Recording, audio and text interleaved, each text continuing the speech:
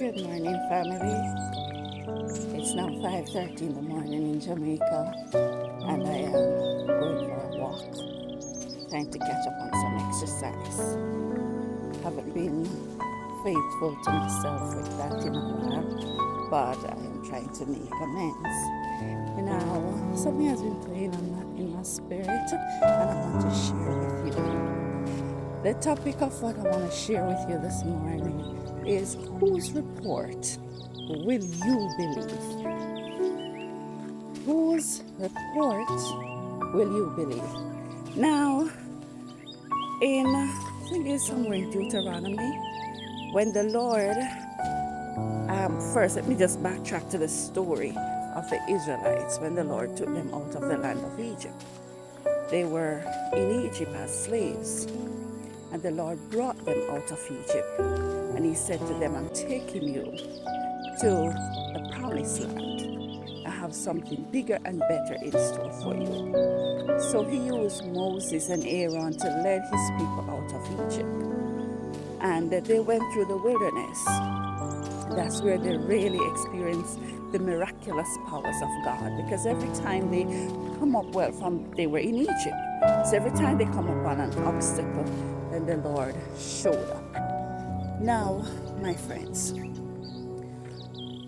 when they were basically at the promised land, and it was time for them to inhabit the land, Martha, the Lord said, go in and inhabit the land.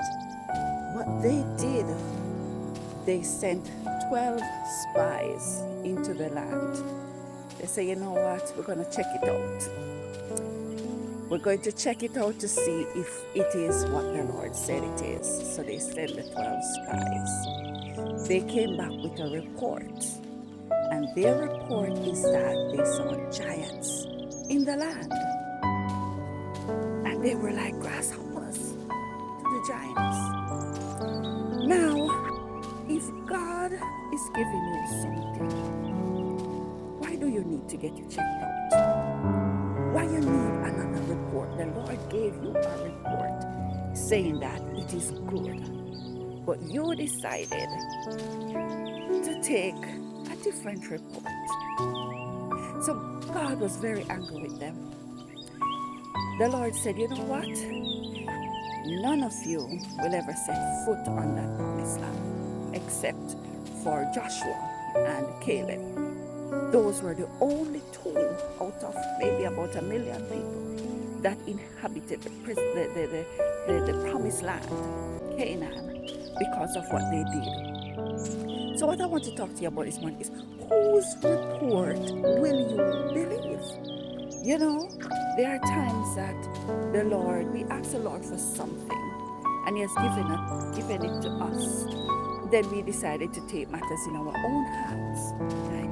Instead, we take up what the Lord has presented to us. We try to check it out. So, you want a job? You prayed about it. The Lord decided to bless you with this job. And what you did? Somebody said to you that they don't treat people good at that workplace. They have high staff turnover. They come with a negative report. And what you did? You don't take up the job because you got that report. When the Lord had favored you in the interview, the Lord had opened up this door for you.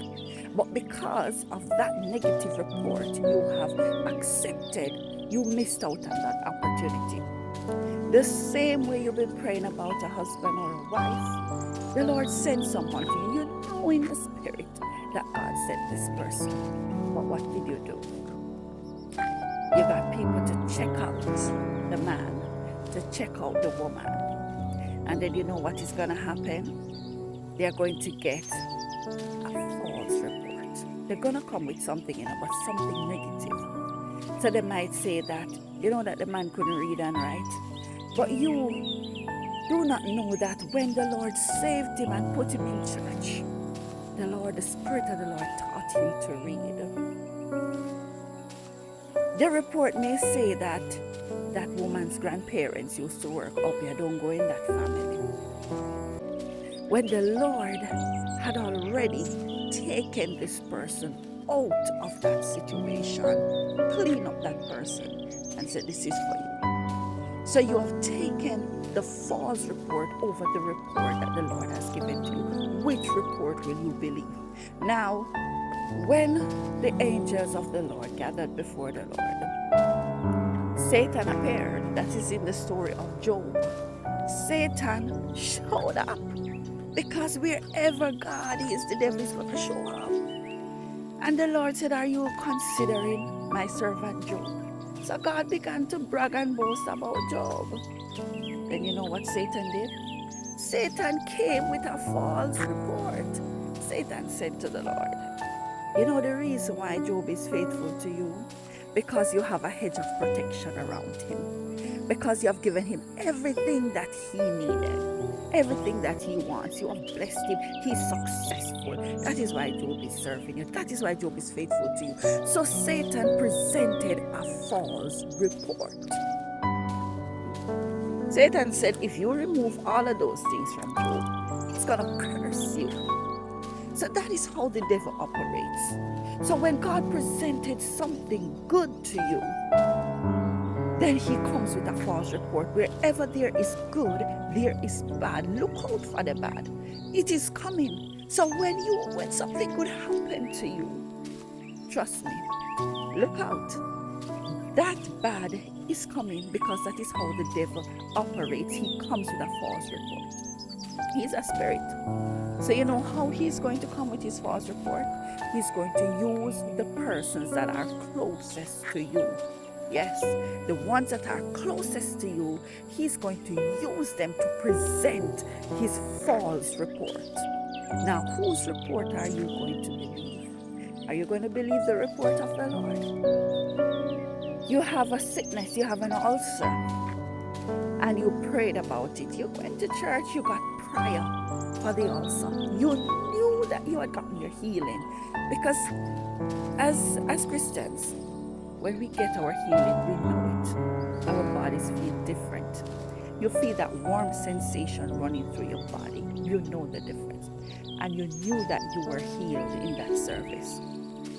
You knew you were healed from your ulcer stomach. So you went home and you went on the phone and you talked for hours without remembering that you did not eat anything. Then when you realize, you just go and you just maybe eat something cold. By that time, gas had taken up your stomach. And then you know what happened? Then you start feeling some pain in your stomach. And you know what report the devil is going to present to you? The prayer did not work. You better go to the doctor tomorrow. That is the false report the devil is going to present. So what you did, you run to the doctor the next day. You go to a different doctor too, because you said the doctor I was going to before wasn't helping me. That is why I went to church for prayer. So you went to a different doctor. That doctor gave you some medication and you feel better. And all glory and honor and praise went to that doctor. Yes. You call up everybody and you tell them how good the doctor is. The doctor has healed you from your ulcer stomach. So God did not get the glory, which in fact God had already healed you. Whose report will you believe?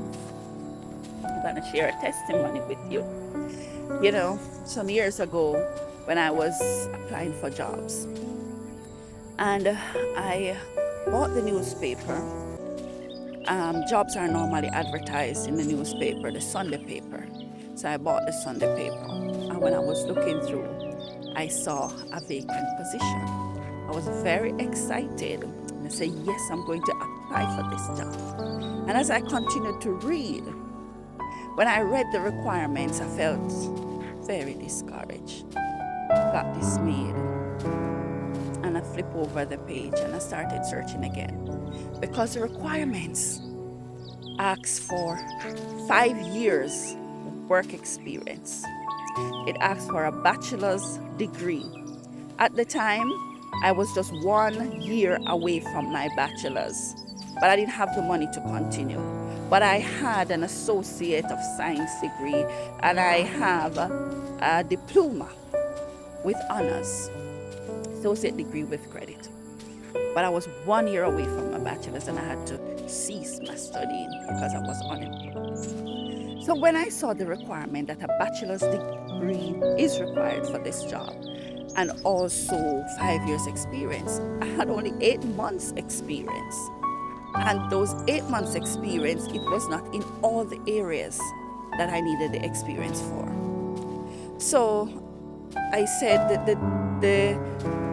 I said to myself, I'm not going to apply, I'm not qualified. But then I heard a voice in my spirit that said, I had created this vacancy for you. The devil presented his report and said, you're not going to get the job, there's no point in applying. Whose report do I believe? So I did not have any money to pay the taxi fare. I quickly printed my applications, and because I already had my resume done of my application just to put in the name of the place. So sometimes you're looking, you say you want a job, you don't even start preparing a resume. You don't even start writing your application. You don't even make sure that you have a suit you can wear to an interview. You have to start the preparation by faith that you're going to get this job. So I went to my neighbors who was my friend, and I asked her to lend me the taxi fare to drop off the application the Monday. She did. And I dropped off the application letter. When I did, that was a Monday. The Wednesday, normally I go on fasting and praying on Wednesdays. And I went on my fasting and my praying. And during my fasting, the Lord gave me a scripture. It's somewhere in Psalms. It talks about, I'm going to take you to a wealthy place.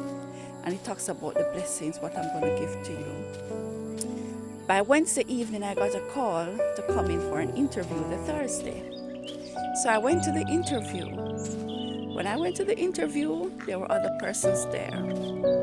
And in the interview, my degree came up, and I was asked if I would continue my studies. And I said yes. As soon as I get a stable job, I will continue the studies.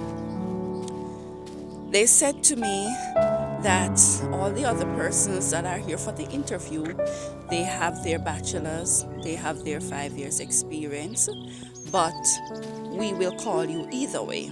I know either way what that means, whether I get through or not. They said they'll call.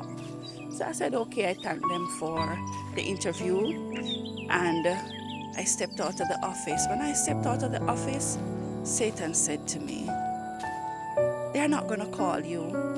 You're not qualified enough. You don't meet all the requirements. So don't look for a call. They're not going to call you. I know that is a false report. I know that's a report of the devil. I said, Satan, God promised me this position. He said he created this vacancy for me. The God that I serve is not a prankster. He doesn't do pranks. He doesn't make jokes. He's not a LOL God. So I said, shut up, Satan. And I went home. Now, when I went home, what I did, I went through my closet and I took out the clothes. I was looking for clothes that I'm going to wear for the whole week to press. So I took out 5 suits of clothes because the work week ends on a Friday, it starts on a Monday. So I took out 5 suits of clothes, put them down that I'm going to press them. I cleaned my shoes. It was only the one pair of shoes that I wore to the interview. So I cleaned that and I put that down. In the evening when I was pressing my clothes for the week, my husband came in and he said he was excited. He said, they called you already? I said, no, I don't get any callers yet. So he said to me, so how you're pressing? And I said to him, because the Lord said he has created this vacancy for me, so I'm preparing for work next week. He said to me, he shook his head and said, I don't understand you. But I smiled and I said to myself, you can't understand me.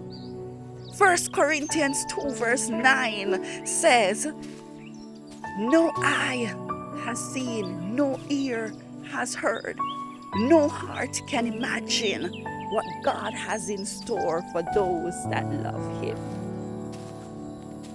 So yes, I prepared for work. The Friday, I was expecting them to call me the Friday because the work week ends on a Friday. So I was there all day waiting for that call because I knew I was getting the job, so I was waiting. I did not get a call the Friday. You see, at the end of Friday evening, when everywhere would close, and I know that they would never call me again, the devil whispered in my ears and said, I told you they're not going to call you. I said, get thee behind me, Satan. Because I know the report that I believe. I believe the report of the Lord. I don't believe the devil's report. I believe the report of the Lord. So I went through the weekend, praising God, giving God thanks for the job. The Monday morning, I got up early as usual, made my breakfast, tidy up, and around 8:30, I got a call from the business place. Yes. And it was the second to the boss that called me. And he said to me, you're not coming to work? I said, what do you mean? He said, nobody called you on Friday? I said, no. He said to me, so I said, do you mean that I've gotten the job? He said, yes, you came out the best in the interview and you have gotten the job. So he said, can you come in today? I said, of course, I'll be there within an hour. I had already prepared. The only thing I needed to do was just to shower, put on my clothes, and go to work. Yes, that is my testimony. So I want to charge you today to ask you, whose report do you believe? Now, everywhere there is good, there is bad. Every single time the Lord presented a good report of you, the devil is going to come with a negative report. He's going to come with a false report. And as humans, we tend to believe the false report. We tend to believe that report because the devil uses those that are closest to us to give us a report. If you don't mind, your husband, your wife, your mother, your sisters, your brothers, your best friends, your co-workers, they will cause you to doubt God. That is why it's very important for every single man to know him for themselves. If you don't know him, you're in problem. It is important for you to know him. So whose report will you believe, friends? I know whose report I am going to believe. And listen, you see, when you believe the wrong report, it angers the Lord. Because once you put doubt in him, you anger him. And you don't want to anger the Lord. The children of Israel, they did. And none of them set foot on the promised land. So when you listen to that false report, then you missed out on your opportunity. The Lord sent you that husband. You're going to check him out to find out if it is what the Lord said. He sent you that wife. You did the same thing. So you have missed out on your opportunity for a husband. You have missed out on your opportunity for a wife. You have missed out on your opportunity to go overseas on that program. He broke down barricades for you. He provided the money for you when you didn't see it. He made a way for you. But somebody presented a report to you that it is not a good program to go upon. People are dying from it. People are getting sick. So many things are happening. They don't treat people good. They don't treat workers good. And guess what happened? You believed that report and missed out on your opportunity. You think the Lord is going to present to you the opportunity again? You get the job and you heard that staff turnover is high. They don't treat workers good. How you know that the Lord is not going to favor you in that position so they treat you good? How you know that the Lord is not going to raise you up to be the manager so you can make a difference in that workplace? But no, you listen to that false report. The Lord says he's going to heal you from this sickness. But you read some online garbage, or somebody come to you and tell you that you're not going to get healed because people who have this sickness don't get healed. I know someone that lived with stage 4 cancer for more than 10 years. And you believe that once you have cancer, you're going to die. So you fret on it. You accepted that false report and 6 months later you die. 6 months later, you think it's a cancer kill you 6 months later? No. That false report that you have believed, you fret yourself to death. Whose report will you believe today?